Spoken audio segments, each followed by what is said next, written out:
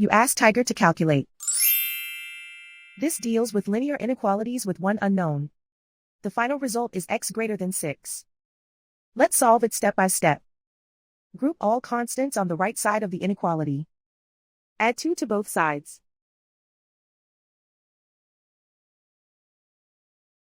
Simplify the arithmetic.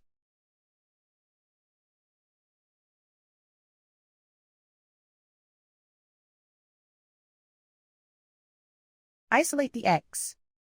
Multiply both sides by inverse fraction 3/4.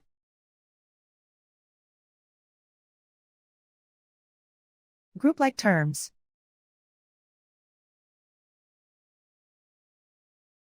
Multiply the coefficients.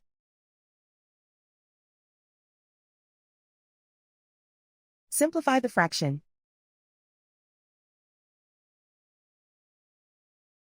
Multiply the fractions.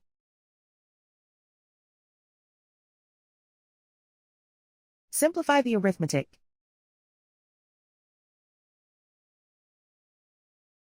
Plot the solution on a coordinate grid. And so the final result is x greater than 6.